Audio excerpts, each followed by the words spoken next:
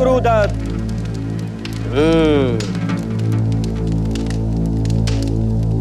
बहुत बड़ी मुसीबत चल रही है प्रभु।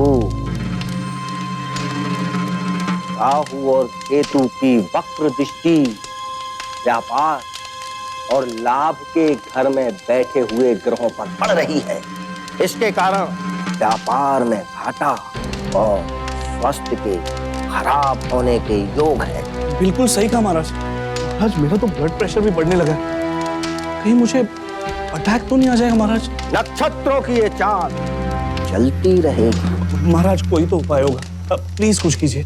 उपाय तो है जी, और शास्त्रों में भी कहा है कि दान और पूजा से मृत्यु तक को भी टाला जा सकता है। खैर मैं कुछ करता हूँ। जी महाराज। चंद्रमा हैवी है और यहाँ मिल गया। बताइए महाराज। महाकष्टकारी योग का एक ही उपाय है बेटा। जी महाराज। आपको हरिद्वार में जाकर 50 ब्राह्मणों को भोजन करवाना होगा और ग्रह शांति की पूजा करवानी होगी, फिर सब ठीक हो जाएगा। वो तो ठीक है महाराज, पर अगर मैं घर से चली जाऊंगी तो पीछे से मेरे घर परिवार को कौन संभालेगा? हाँ, उसका भी एक रास्ता है मेरे पास। बताइए महाराज। हरिद्वार में मैं अपने भाई से कहकर विधि करवा लूंगा और पूजा मैं यहाँ संभाल लूंगा। जी बहुत अच्छा। कुल आपको 21,000 रुपए का खर्चा देना होगा बस। दे दूंगी महाराज, जितने पैसे लगेंगे उतने दे दूंगी। बस आप मुझे इस विपदा से बचा लीजिए। बस विपदा टल गई, ये समझो। हाँ धन्यवाद महाराज, आप धन्य हैं। ठीक है ठीक है। डर, भय, खौफ, ये एक बहुत बड़ी शय है। गाड़ी चलाते वक्त हम संभल कर चलाते हैं क्योंकि ये डर है कहीं एक्सीडेंट ना हो जाए। घर की सुरक्षा पर पूरा ध्यान देते हैं क्योंकि खौफ है चोरी का। और सबसे बड़ा डर होता है अपने भविष्य को लेकर। इसीलिए भविष्य बूझने के लिए शास्त्र के रूप में ज्योतिष का विकास हुआ, यानी जन्म कुंडली और सितारों की चाल के अध्ययन से भविष्य की गणना। कुछ लोग इसे सत्य मानते हैं, कुछ नहीं। ज्यादातर ज्योतिष अपने ज्ञान और विवेक का पूरी श्रद्धा के साथ सही इस्तेमाल करते हैं, लेकिन यह भी सत्य है कि बहुत से ज्योतिष इसकी आड़ में धोखाधड़ी करते हैं, यानी भविष्य का झूठा डर दिखाकर लोगों को ठगते हैं और अपने लालच और स्वार्थ के लिए संगीन से संगीन अपराध तक को अंजाम दे डालते हैं।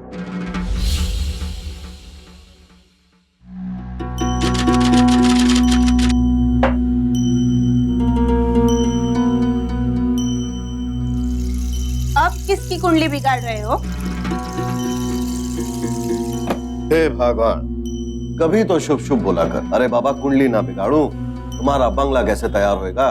बंगला बंगला बना दे रही हो, पर पहला हमारे को बनारसी साड़ी चाहिए। बहन की बेटी का ब्याह है। कितने की आवेगी? 500-700 तक? 500-700 भूल जाओ, पूरे 4,500 की आवेगी। हाँ कह देती हूँ। हे भगवान, इतने पैसे में तो हमारे बाबू सा और चाचा सा दोनों का ब्याह हो गया था। अब क्या करें? अब तो भगवान ही इच्छा पूरी करेंगे। कम ऑन पापा, आज कॉन्वोकेशन डे है, आप नहीं आओगे? नहीं बेटा, डिग्री लेनी है ना। मैं अगर नहीं भी आया ना तो भी मिलेगी, लेकिन आज अगर इस मीटिंग में नहीं गया तो शराब के नए ठेके वो नहीं मिलने वाले। ठेकों की कौन सी आपको कमी है? और प्रॉपर्टी का भी तो काम है, चले जाइए ना। बिजनेस अपने बच्चों की खुशियों से बड़े होवे के। अरे बावली, आई हुई लक्ष्मी को ठुकराना नहीं चाहिए। लोग मुझे इसलिए नहीं पहचानते कि मेरे पास एक अच्छी बीवी है, 2 अच्छे अच्छे बच्चे हैं। लोग मुझे इसलिए पहचानते हैं कि करोड़पति आसामी है। सत्य वचन जजमान, सत्य वचन। महाराज महाराज प्रणाम। प्रणाम महाराज। आयुष्मान आयुष्मान। आई महाराज, आई विराजी। सत्य कहा आपने। आज दुनिया में उसी की पूछ है जिसके पास लक्ष्मी है। जी पापा, धानु काका तो आपसे छोटे हैं ना उम्र में, फिर आप उनके पाँव क्यों छूते हो? अरे पागल, पाँव उम्र के नहीं ज्ञान के पड़ते हैं। अरे छोड़िए जजमान, बच्ची है जजमान। धन्यवाद। बताइए जजमान। आज वो शराब के नए ठेकों की मीटिंग है, वो शुभ मुहूर्त बताइए ना। हाँ ठीक, शुभ मुहूर्त आज का दिन ना जजमान, कोई भी नया कार्य प्रारंभ करने का ये सही वक्त ना से हुकुम। शनि की अंतर्दशा लागड़ी, आप स्वयं देखो हुकुम। बिना शांति अनुष्ठान किए नया काम शुरू करना तो सही नहीं होगा जजमान, और यदि किया सुख की जगह दुख और लाभ की जगह हानि ही प्राप्त होगी हुकुम। तो महाराज वो शांति अनुष्ठान कीजिए ना। अवश्य। कितने रुपए लगे? कुछ विशेष नहीं हुकुम, बस मात्र 5100 में हो जाएगा। जी।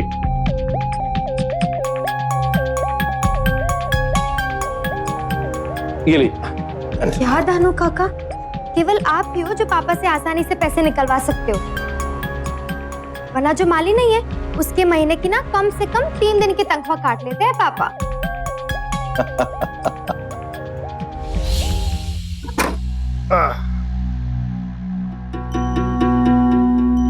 पार्वती, ओयो पार्वती, पानी ला। हाँ लाती हूँ।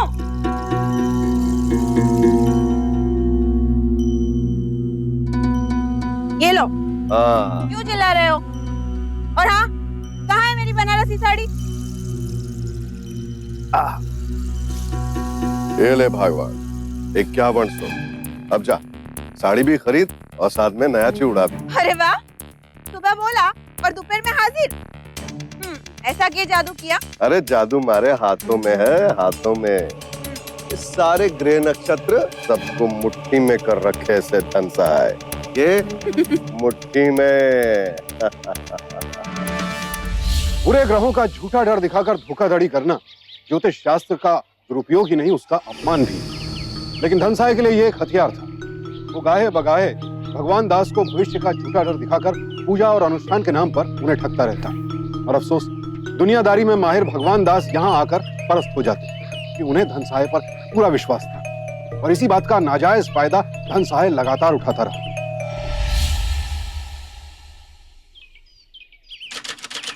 चावल दो। जाओ, रोटी तो खा दे। अरे हाँ, गांव से चिट्ठी आई है। क्या लिखा है? छोटी ननद रानी का ब्याह है। लिखा है अब उनसे काम नहीं संभलता, इसीलिए महीने भर की छुट्टी लेकर बुलाया है। साथ में रकम भी मंगवाई है, 50,000।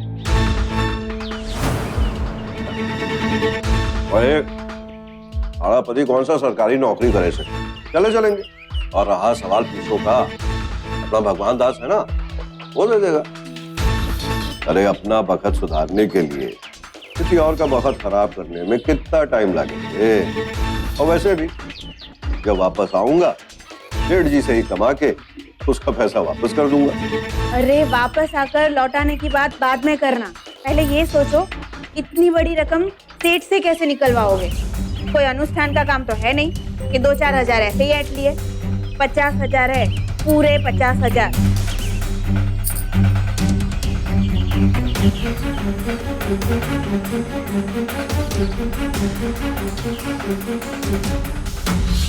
महाराज अच्छी तरह से जांच किया है ना जमीन को?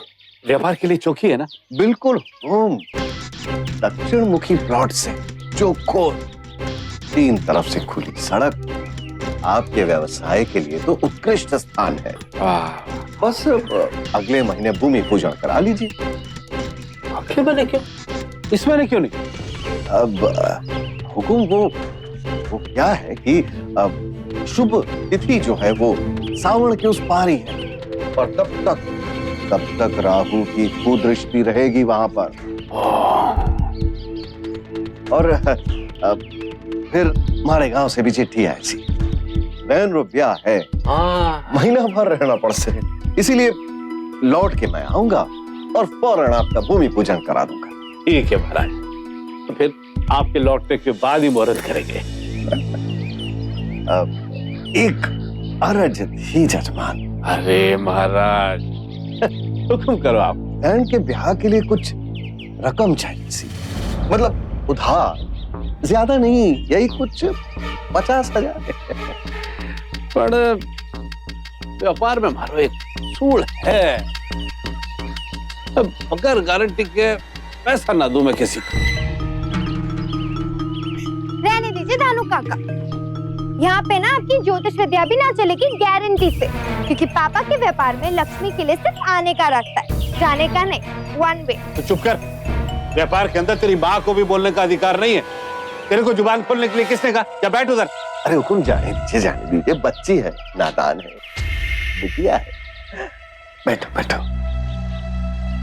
और रहा सवाल गारंटी का, अरे हुकुम, आपसे बेहतर हमारी गारंटी कौन ले सकता है? अरे महाराज, व्यापार में आदमी की गारंटी ना चले। तो जेवर ओवर हो तो रख लो, 2% ब्याज पे रुपया मैं दे दूंगा। आप हमारे से भी गारंटी लोगे हुकुम? महाराज, व्यापार में तो बाप बेटे का भी हिसाब हो गए। मजबूर। बस 2 महीने की तो बात है। लो महाराज, तो फिर आप क्यों टेंशन ले रहे हो?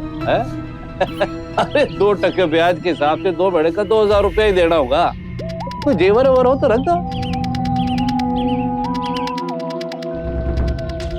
मारे से गिरवी रखने की बात करे जालिम आदमी। अब व्यापार में पैसा कौन छोड़े है? आप ही बताओ, क्या आप छोड़ो हो? पार्वती, ये मणि बात मान, ये थाड़े कंगन मुझको दे दे, अब मैं गिरवी रख देता हूँ। मारा कंगन? ना ना, मैं ना दूंगी। तो क्या करे? बहन का ब्याह ना करूं? ये मेरी सोनी, मेरी बात सुन। देख, एक बार गांव से वापस आ जाने दे, वादा करता हूं थाड़े से खड़े खड़े मुहूर्त के दिन 50 निकलवा लूंगा। और वैसे भी ये थाड़े कंगन मैं बेच थोड़ी रहा हूं, सिर्फ गिरवी रख रहा हूं। चल दे ये कंगन। आखिरकार धन सहाय ने अपनी पत्नी को कंगन देने के लिए राजी कर ही लिया। कंगन गिरवी रखकर उसने भगवान दास से 50,000 रुपए लिए और उसे पूरा विश्वास था कि वो भगवान दास से ही कमाकर ये गहने छुड़वा लेगा। बहन की शादी निपटने के बाद वो 1 महीने के बजाय 2 महीने बाद वापस आया और वापस आते ही सीधे भगवान दास की कोठी पहुंचा। लेकिन वहां पहुंचते ही धन सहाय हैरान रह गया। हुकुम की जय। सेठानी जी, ये लीजिए। अरे मुंह मीठा कीजिए, सबका मुंह मीठा कराएं। अरे मारो, बहन का ब्याह बहुत अच्छे से संपन्न हुआ, सबको खिलाइएगा। बड़ा समय लगा दिया आने में। जी हुकुम, अब इतने सालों बाद गांव गया था, पिताजी ने छोड़ा ही नहीं, और वो भी ठहरे बड़े जाने माने जोतषी। बोले कि मुहूर्त सही नहीं है। अब भला उनकी बात कैसे टाल सकता था मैं?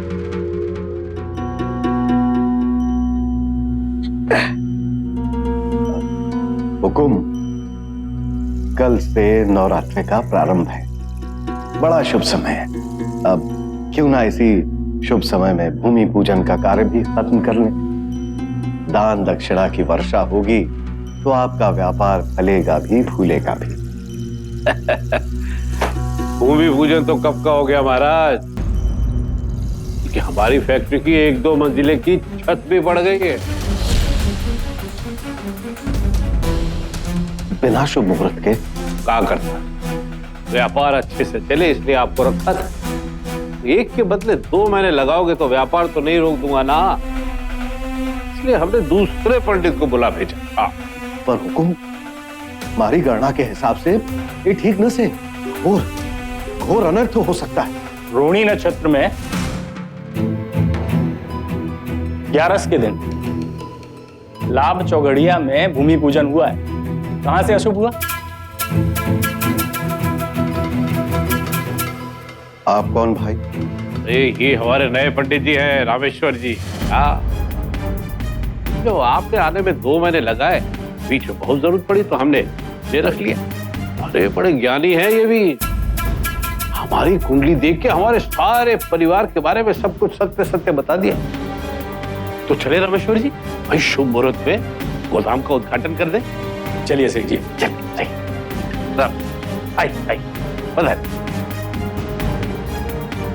किसी के लिए भी सबसे बड़ी चोट होती है उसके रोजगार पर चोट, और यही हुआ धन सहाय के साथ। उसे लगा था उसकी जगह कोई नहीं ले पाएगा, लेकिन नया ज्योतिष धन सहाय से बेहतर साबित हुआ और उसके आने के बाद धन सहाय की कमियों का कच्चा चिट्ठा भगवान दास के आगे खुलने लगा। तो मैं क्या करूं?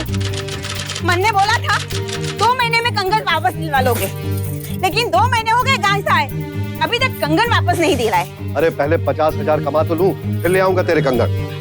आप आपको जितना कमाना था आप कमा चुके हैं। भगवान शेठ की दया से बड़े जजमान थे ना, लेकिन अब तो वो सभी भी उस नए ज्योतिष के पास जाने लगे। हमारी मानो एक काम करो, बरगद के पेड़ के नीचे चद्दर डाल के बैठ जाओ, रोटी लायक पैसे तो कमाने ही लगोगे, है ना? तुम्हारी माँ ने कितने कितने चाव से कंगन दिए थे और भेंट चढ़ी किसी और को। देखो कह देती हूँ, मने मारे कंगन वापस दिलवा दो, वरना मैं ये घर छोड़ के अपने मायके चली जाऊंगी। अरे मायके जाती है तो तू जा, हमारा दिमाग मत खा। दिमाग होता तो सेठ को इतना ना काटते। मारी मानो अपनी ही कुंडली किसी अच्छे ज्योतिष को दिखाओ।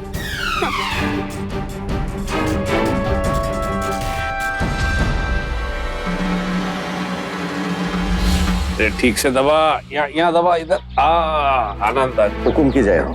अरे महाराज, आओ आओ आओ आओ। हुकुम, एक अर्ज थी आपसे। हाँ बोलो। वो हमारी लुगाई के कंगन हैं आपके पास जी। अरे पता है, मुझे पता है। बस वही वापस लेने आया। उस कंगन के लिए घर में बहुत बड़ा बखेड़ा खड़ा हो गया सी। अरे तो महाराज बकड़े को निपटाओ, है भाई, सूद समेत रुपया दे जाओ और कंगन ले जाओ। पैसा तो नहीं अभी हमारे पास, तो वो कंगन वापस कर दो, आपका पाई पाई लौटा दूंगा, विश्वास टूटने नहीं दूंगा। देखो महाराज, ये हमारे धंधे के खिलाफ है। ये कंगन तो आपको रुपया देने के बाद ही मिलेगा आपके खातिर, लेकिन एक काम मैं कर सकता हूँ कि मैं ब्याज ना पढ़ो, मूलधन दे जाओ और कंगन ले जाओ। अरे भाई लक्ष्मी, ए लक्ष्मी, मैं नहाने जा रहा हूँ, मेरे कपड़े इस्त्री करके रख दे। वो महाराज आए, चाय वाय पिलाओ, चल रे पानी रख। रुको, महाराज जीती रहा। आप बैठिए, मैं आपके लिए चाय बनाती हूँ। ना सेठानी जी ना, अब तो थाड़े घर से हमारा दाना पानी उठ गया। इन्होंने नया ज्योतिषी रख लिया है। पता है सेठानी जी, कपटी है वो, कपटी है जो हमारे सेठ जी को लूट रहा है। अब तो जो प्रभु की इच्छा, एक बार ठोकर खाएंगे तो खुद ही संभल जाएंगे। सेठानी जी, एक गरज है मणि, आप सेठ जी से कह के हमारे गहने लौटा दो। सेठानी जी, बड़ा उपकार होगा आपका सेठानी जी, बड़ा उपकार। मैं अच्छा हूँ बेटिया। आप तो जानो महाराज, इनके मामले में बात करने से मुझे साफ मनाही है। पार्वती ने बड़ा जीना आराम कर रखा है घर में। सेठानी जी, आप मेरे खातिर एक काम करो, आप वो पैसे मेरे को दे दो, मैं सेठ जी को वापस कर देता हूँ और आपको वो सारे पैसे मैं धीरे धीरे करके चुका दूंगा। तो जानते हो ना काका, पैसे तक पिताजी के पास रहते, और मेरा बस चलता तो मैं इस घर में किसी भी ज्योतिष का आना ही बंद करवा देती। वैसे भी इंसान को अपने पर और अपने भगवान पर भरोसा होना चाहिए, नक्षत्र पर नहीं। नमस्ते। आप बैठिए ना महाराज, मैं आपके लिए चाय बनाती हूँ। ज्योतिषी का काम मुंह बोले बढ़ता है। एक व्यक्ति ने किसी ज्योतिषी की तारीफ की तो 100 लोग उसके पास खींचे चले आते हैं। वहीं एक शख्स की असंतुष्टि कईयों के पांव वहां से खींच भी लेती। यही हुआ भगवान दास की वजह से धन सहाय के साथ। भगवान दास की वजह से धन सहाय के पास कई और क्लाइंट्स भी थे, लेकिन अब सभी ने उससे अपना नाता तोड़ना शुरू कर दिया। अब धन सहाय की आजीविका तो चल रही थी, लेकिन इतने पैसे नहीं आ रहे थे कि वो अपनी पत्नी के कंगन छुड़वा सके। हर बीतते दिन के साथ उसकी परेशानियां बढ़ती जा रही थी और साथ ही साथ भगवान दास पर उसका नाजायज गुस्सा। तभी अचानक भगवान दास की शराब की दुकानों पर छापा पड़ा और दूसरे राज्यों से लाई गई सस्ती शराब के उनके गोदाम पकड़े गए। धन सहाय मानो इसी मौके की तलाश में था।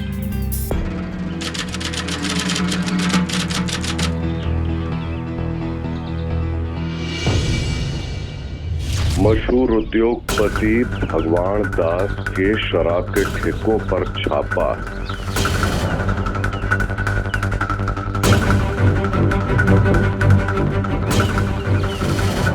बस अब मिल गया मौका, एक झटके में तीनों काम।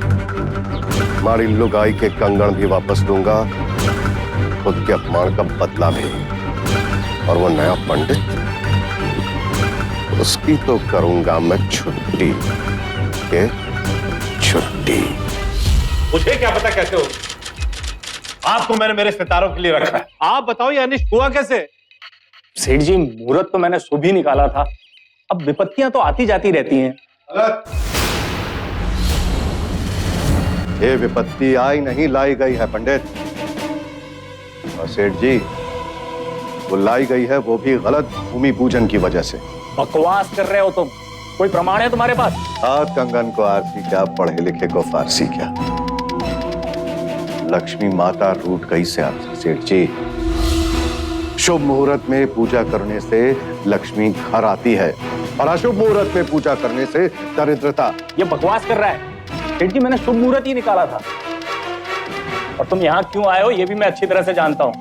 सेठ जी, ये यहाँ इसलिए आया है ताकि आप इसको वापस काम पे रख लो। अरे एक बार दरवाजे से निकलने के बाद ये दान सहाय तो असली भगवान के घर भी ना जाए। मैं तो यहाँ इसलिए आया हूँ ताकि मैं ये बोल सकूं कि माड़ी गणना सही थी। मुझे अपनी नौकरी पाने का कोई लालच नहीं। तुम सिर्फ मूर्ख बनाना जानते हो पंडित। अरे सेठ जी, इसकी तो ज्योतिष की गणना तक गलत। तू चुप कर पंडित। तेरी गणना अगर सही होती तो नुकसान ही क्यों हुआ है? महाराज, मैंने हमारी गलती को बहुत पश्चाताप। मैंने बचा लो महाराज, बचा लो। क्यों सेठ जी, पूजा करा लीजिए नए पंडित से। कराया था ना आपने? हाँ, अरे तू खड़ा खड़ा मुंडो का ही देख रहे। निकल निकल तू, निकल। महाराज, कोई तो रास्ता होएगा महाराज। रास्ता तो है जजमान, पर मारी विद्या पर अविश्वास करके तन्ने मारो दिल तोड़ दिया सेठ जी। गलती हो गई महाराज, गलती हो गई, बहुत बड़ी गलती हो गई। है तुम्हारा परसों पुराना सलाहकार हो। कोई तो रास्ता बताओ, कोई उपाय बताओ महाराज। अशुभ मुहूर्त में पूजन करने से दरिद्रता प्रवेश कर चुकी है यहाँ पर। उस दरिद्रता को बाहर निकालना पड़ेगा। उपाय है, लक्ष्मी का स्वरूप होता है सोना सेठ जी, और आपको 1 घंटे के लिए मंदिर में सोना चढ़ाना पड़ेगा। दैवीय संग से कुलक्ष्मी अपने आप निकल जाएगी और आप मुक्त हो जाओगे सेठ जी। मैं तैयार हूं महाराज। पर याद रहे सेठ जी, ये क्रिया अर्धरात्रि को ही संपन्न करनी होगी और वो भी मां काली के मंदिर में। और आपको अकेले आना पड़ेगा। जरूर आऊंगा महाराज। आप अनुष्ठान की तैयारी कीजिए, मैं आ रहा हूं। एक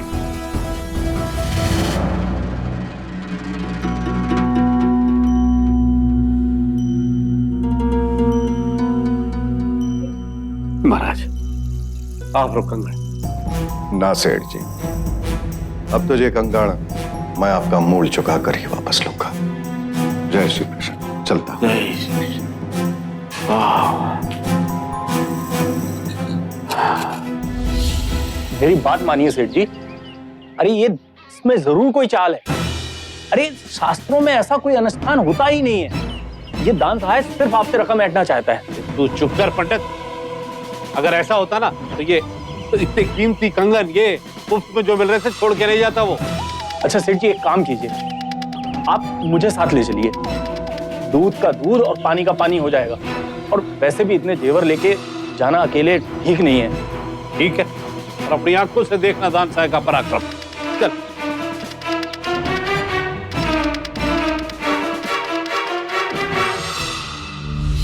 अरे लक्ष्मी, लाओ जेवरों का बैग लाओ भाई जल्दी। अरे तुमको तैयार होगी? इस वक्त आपको अकेले जाने दो, जोखम है। और ये राहुल? इसे अकेले कहाँ छोड़ दो। रिया भी तो शादी में गई है। जब तक वो आ जाएगी हम लोग लौट आएंगे। ओ ठीक है बाबा, जल्दी करो, आप मुहूर्त का समय निकला जा रहा है। चलो चलो, आओ आओ पंडित जी, जल्दी आओ। अरे वॉचमैन। हाँ साहब। सुनो, रिया मैम साहब आए तो उनसे कहना हम लोग पूजा के लिए गए। ठीक है साहब। और 1 बजे तक लौट आएंगे, समझे? ठीक है साहब। चलो बैठो बैठो, जल्दी बैठो।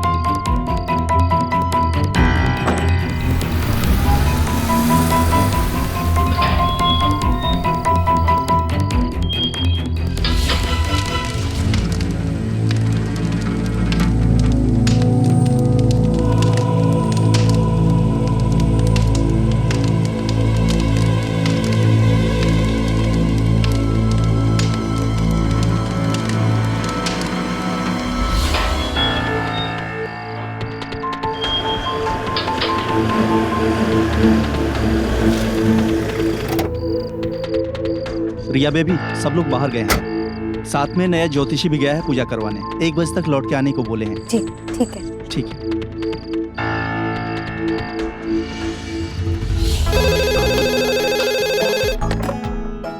हेलो। कौन? रिया बिटिया? बेटा धाणु काका बोल रहा हूँ, जरा अपने पापा को फोन देना। पापा तो नए ज्योतिष के साथ किसी पूजा पे गए कुछ 1 घंटे पहले। क्या पूजा पर? अरे पर धाणु पापा तो मेरे घर ही आने वाले थे पूजा के लिए, और मैंने फोन इसीलिए किया था कि 1 घंटा हो गया अभी तक नहीं पहुंचे। What? आप यहाँ नहीं आए तो कहाँ जा सकते हैं? बेटा कोई अनहोनी ना हो जाए, जेवर लेके निकले थे वो।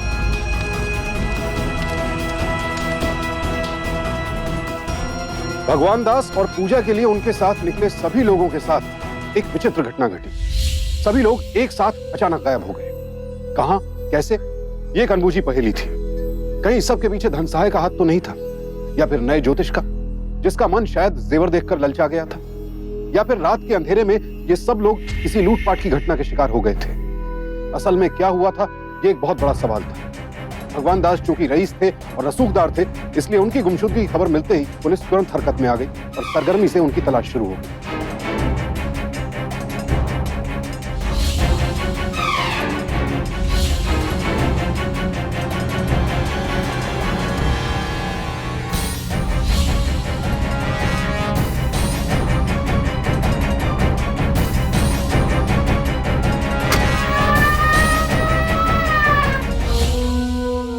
I don't want to listen any excuse. 4 लोग इसी शहर में कुछ 20 लाख के गहनों के साथ लापता हो गए और आप कुछ नहीं कर पा रहे हो। सवाल उठ रहे हैं हम पर। Sir, we did everything. हमने हर जगह पे पूछताछ की, तहकीकात की, लेकिन अब तक कोई ठोस सबूत हमारे हाथ में नहीं लगा। यहां तक कि उनकी गाड़ी उनके घर से कुछ 2 किलोमीटर की दूरी पर पाई गई। ये तो शक है कहीं ये खाना बदोश डकैतों का काम ना। और ये किडनैपिंग नहीं हो सकती सर, क्योंकि अगर ये किडनैपिंग होती तो अब तक रैंसम के लिए फोन आ चुका होता। मुझे तो डर है कहीं उनकी हत्या ना की गई हो। अगर हत्या कर दी है तो लाश कहां है, मालूम करो। जी सर। भगवान दास और उनके साथ निकले सभी लोगों को गायब हुए पूरा 1 महीना बीत चुका था, लेकिन पुलिस अब तक कुछ पता नहीं लगा पाई थी। तफ्तीश के दौरान उन सब की हत्या की आशंका भी जताई जा रही थी, लेकिन अगर ऐसा था तो अब तक किसी की भी लाश का पता क्यों नहीं चला था? ना कोई सबूत, ना कोई सुराग। ऐसे में रिया बेहद परेशान थी। उसका तो पूरा परिवार एक झटके में गायब हो गया था। ऐसी परिस्थिति में उसका साथ दिया धन सहाय ने। बेटा, तुम्हें ज्योतिष पर भरोसा हो ना हो, मैं जानता हूं। मारो को एक बार, आखिरी बार एक अनुष्ठान कर लेने थे बेटा। सेठ जी मारो अन्नदाता से उनकी खा। क्या करेंगे आप? बेटा मैंने ये बताओ कि सेठ जी कितने बजे घर से निकले थे? पक्का टाइम। पुलिस को बताया रात 11:33। ठीक से, मैं अभी प्रस्थान कुंडली बनाता हूं।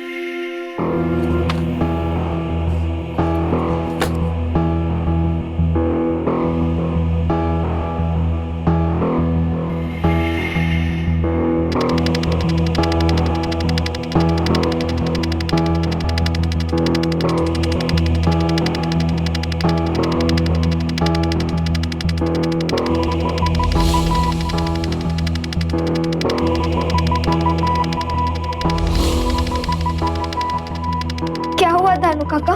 घोर संकट बेटा,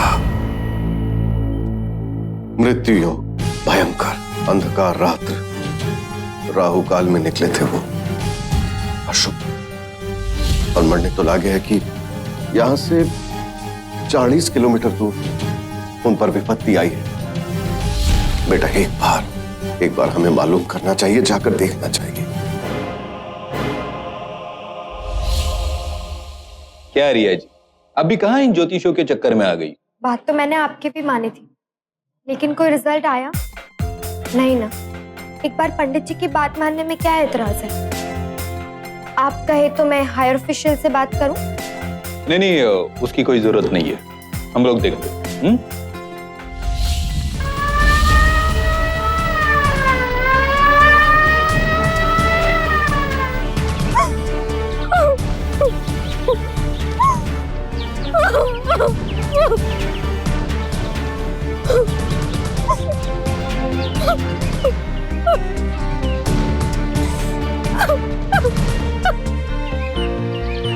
अपना संभाल को, जो होना था वो तो हो गया। राहु काल में निकले थे अपने सेठ जी। ईश्वरन की आत्मा को शांति दे।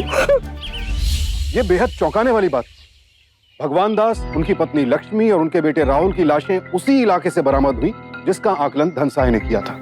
लेकिन नए पंडित रामेश्वर का कुछ अता पता नहीं था। पुलिस ने भी अब यह मान लिया था कि जेवरों के लालच में रामेश्वर ने ही ये हत्याएं की हैं और अब वो फरार हो गया है। पुलिस ने रामेश्वर को ढूंढने का भरसक प्रयास किया, लेकिन कहीं से कोई सुराग नहीं मिला।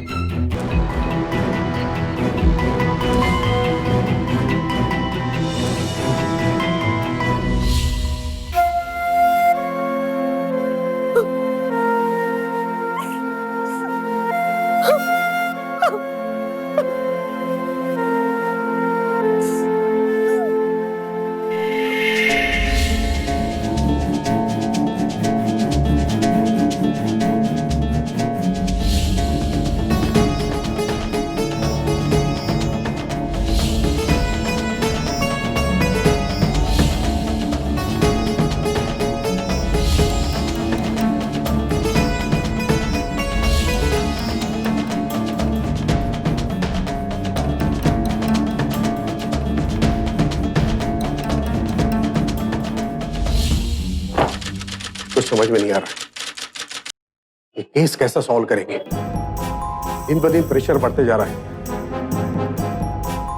अगर जल्दी से हम इस केस को सॉल्व नहीं कर पाए ना तो ऊपर वालों को जवाब देना पड़ेगा। ये छोटा सा केस हमसे सॉल्व नहीं हो रहा है, समझ में नहीं आता मुझे।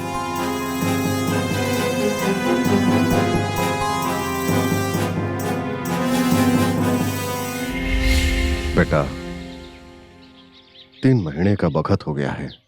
थाड़े माँ बाबूजी की आत्मा की शांति के लिए पूजा तो करनी ही पड़ेगी ना। 45,000 का खर्चा होए। जैसा ठीक लगे आपको धानु काका, पैसे अकाउंटेंट से ले लीजिएगा। ठीक है बेटा, खुश रहे।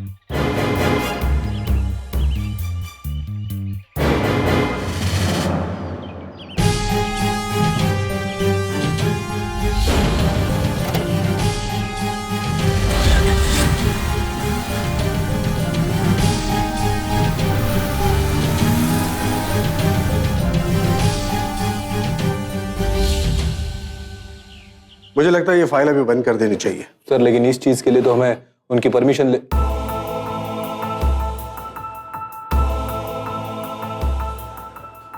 रिया जी बैठिए। क्या बात है सर, कहाँ तक पहुंची आपकी इन्वेस्टिगेशन? वो रामेश्वर ज्योतिषी का कुछ पता चला? रिया जी, अभी इस इन्वेस्टिगेशन का भी कुछ फायदा नहीं हो रहा। 3 महीने बीत चुके, हम ये फाइल बंद करना चाहते हैं। सिर्फ आपकी परमिशन चाहिए। नहीं इंस्पेक्टर साहब, आप कोई कड़ी चूक रहे हो। शायद आप वो नहीं देख पा रहे जो मैं देख पा रही हूँ। क्या कहना चाहती है आप? नमस्कार दारोगा साहब, क्या बात है आपने बुलवा भेजा? थोड़ा शीघ्र बताएंगे तो जजमान के पास भी जा पाऊंगा। हमें भी जजमान ही समझिए, आपकी मदद चाहिए थी। चिंता मत कीजिए, फीस मिलेगी।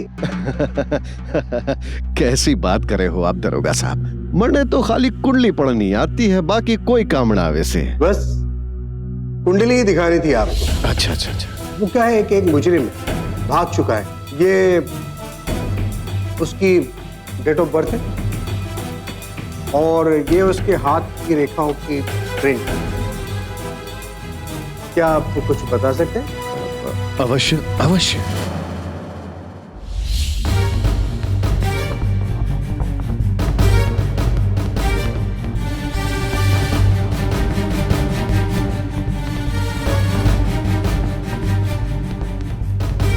शिव शिव शिव शिव शिव शिव। अनर्थ दरोगा साहब, अनर्थ। ये क्या? अरे ये तो ये महापापी है, हत्यारा है ये। इसकी रेखाओं में तो हत्या का योग है। ये देखिए ये। दरोगा साहब, आप इसे नहीं पकड़ पाओगे। ये तभी पकड़ा जाएगा जब खुद कोई गलती कर ले, अन्यथा आप नहीं पकड़ सकते इसे। ये तो बहुत बड़ा हत्या। रिया,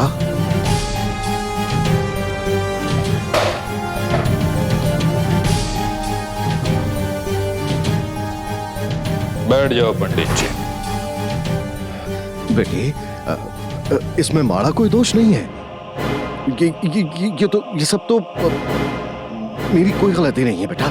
शीशे में जाके देख, अपने गाल पर पड़े हाथ की रेखाओं को और इन रेखाओं को मिला एक ही है। वो डेट ऑफ बर्थ जाली है, और जिस कातिल के बारे में तुम बात कर रहे हो ना, वो मैं हूँ। तो इसमें मारी की गलती से इंस्पेक्टर साहब ने उल्टी सीधी कुंडली दे दी मारे को पढ़ने के लिए, तो इसमें मारा का दोष? बेटा धनसा है, हमारा दोष ये है कि धन ने पूरी गाड़ी उठा ली, वो भी कैश। अब 2 महीने में तुम्हारी हालत इतनी भी तो नहीं बदली कि 10 लाख की गाड़ी ले लो, वो भी कैश। ये तुम्हारे गाड़ी के डील्स के पेपर, ये हमने उस कार डीलर से बरामद किए। मैं कल तुम्हारे घर गई थी, तुम्हारी पत्नी ने नहीं बताया? धानु काका। अरे रिया बेटी तुम? धानु काका है, मुझे उनसे कुछ जरूरी काम था, उनका फोन भी ऑफ आ रहा है। अरे हाँ, वो तो शहर से बाहर गए।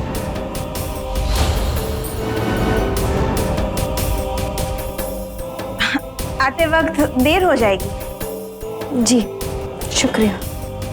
जो कंगन तुमने मेरे पिताजी के पास गिरवी रखे, वो तुम्हारी पत्नी के पास कैसे आए?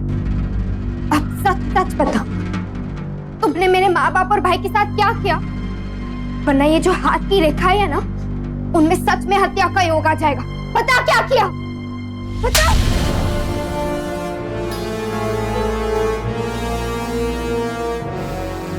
वो मैंने सोचा कि हमारी लुगाई के जो कंगन है, भगवान दास को उल्लू बना के कैसे भी ले लूंगा और उसी के पैसे से उसका कर्ज चुका दूंगा। लेकिन कमबख्त ने एक नया पंडित रख लिया, और वो भी ईमानदार। फटाफट उसने मेरी चाल समझ ली। बहुत कोशिश की दरोगा साहब अपना सिक्का जमाने की, और फिर जैसे ही मौका मिला बुलवा लिया भगवान दास को आधी रात में पूजा अनुष्ठान के लिए। अशुभ मुहूर्त में पूजन करने से दरिद्रता प्रवेश कर चुकी है यहाँ पर। उस दरिद्रता को बाहर निकालना पड़ेगा आपको। ये क्रिया अर्धरात्रि को ही संपन्न करनी होगी, और वो भी माँ काली के मंदिर में, और आपको अकेले आना पड़ेगा। मैंने सोचा था कि भगवान दास अकेले आ जाएगा गहनों के साथ, और बेवकूफ बीवी, बच्चे और वो नया पंडित भी उसके साथ था। एक एक करे हो सेठ जी, ने बोला था अकेला आने। ये होगो महाराज, पूजा ही तो करनी है, तो तांत्रिक विधि तो नहीं। कुछ ना जाने से हमारे सारे किए कराए पर पानी फेर दिया। ये तूने ठीक ना किया सेठ, ठीक ना किया सेठ। उस वक्त मारो को कुछ ना सूझता आपका साहब, दोबारा ऐसा मौका नहीं मिलता। क्योंकि अगर भगवान दास को यह पता चल जाता कि मैंने झूठे अनुष्ठान के लिए उसको वहां पर बुलवाया है, तो वो मुझे कहीं का ना छोड़ता दरोगा साहब। इसलिए मैंने उसको नहीं छोड़ा।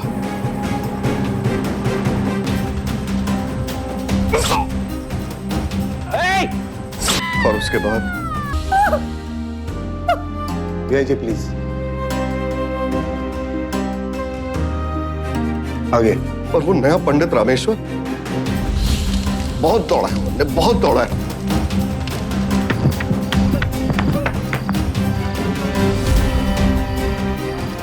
पर आखिरकार मेरे हाथों बलि चढ़ ही गया। भगवान दास, सेठानी और मैं दूर कहीं फेंक कर आएगा, और फिर उन्हीं की गाड़ी में एक प्लास्टिक के बोरे में रामेश्वर की लाश को लपेटकर मैं दूर एक तालाब में फेंक। बाद में गाड़ी सेठ के घर से 2 किलोमीटर दूर खड़ी करती। वहीं से फोन लगाया मैंने रिया बेटिया को, पूछा कि इनके बाबूजी क्यों नहीं आए। झूठ बोला रिया बेटिया से कि उसके बाबूजी मंडे घर आने वाले थे पूजा के लिए, और फिर दूर कहीं जाकर गाड़ी छुपा दी। सारे जेवर गहने एकदम से नहीं निकाल सकता था, आप लोगों की बड़ी शक्ति थी, इसीलिए उनको छिपाए रखा। फिर मन में एक चाल आई, मैंने सोचा कि क्यों न अपनी विद्या से उन लाशों का पता बता दूं, और वही हुआ। उसके बाद सबका शक उस लापता पंडित रामेश्वर पर गया और मेरी प्रसिद्धि बढ़ गई। चाल तो बहुत अच्छी चली थी तुमने, ज्योतिष विद्या का गलत इस्तेमाल करके पैसा कमाने की, लेकिन इसमें ज्योतिष के उसूलों को भूल गए तुम। आदमी की किस्मत कर्मों से बदलती है, जैसे अब तेरी बदलने वाली है। चुपचाप से बता दे कि रामेश्वर की लाश को कहां छुपा कर रखा है तूने। चल।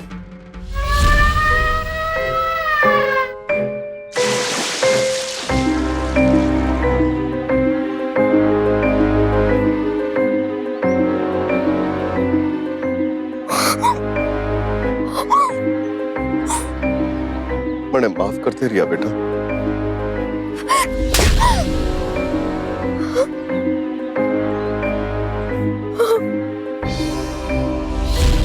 धन सहाय की इस करतूत से ज्योतिष शास्त्र शर्मिंदा हुआ, लेकिन सभी ज्योतिषी ऐसे नहीं होते। अधिकतर अपना काम पूरी ईमानदारी और लगन के साथ करते हैं, लेकिन धन सहाय जैसे कुछ लोग मारते हैं अपने ही पेशे के मुंह पर तमाचा। लालच और बदले की आग ने धन सहाय को ज्योतिषी से एक खूंखार अपराधी बना दिया। हत्या जैसे संगीन अपराध के लिए धन सहाय को आईपीसी की धारा 302 के तहत उम्र कैद की सजा सुनाई गई। साथ ही साथ धारा 392 के तहत लूटपाट और साक्ष्यों में हेरफेर का अपराधी मानते हुए 10 साल की सजा अलग से सुनाई गई। सबक लें धन सहाय जैसे लोग, क्योंकि लालच और हेराफेरी का अंतिम पड़ाव जेल की चारदीवारी ही है। और सावधान हो जाएं भगवान दास जैसे लोग, जो विश्वास और अंधविश्वास के बीच फर्क नहीं समझते हैं। याद रखिए, कर्म प्रधान वर्तमान ही सुखद भविष्य के द्वार खोलता है। इसीलिए बुरे वक्त का सामना अपनी समझदारी और विवेक से कीजिए, संघर्ष के साथ कीजिए, क्योंकि विज्ञान और अज्ञान के बीच बहुत बारीक अंतर है। इसी उम्मीद के साथ अब मैं सुशांत सिंह आपसे विदा लेता हूं। फिर मुलाकात होगी ऐसी ही एक और सत्य घटना के साथ। देखते रहें सावधान इंडिया, इंडिया फाइट्स बैक।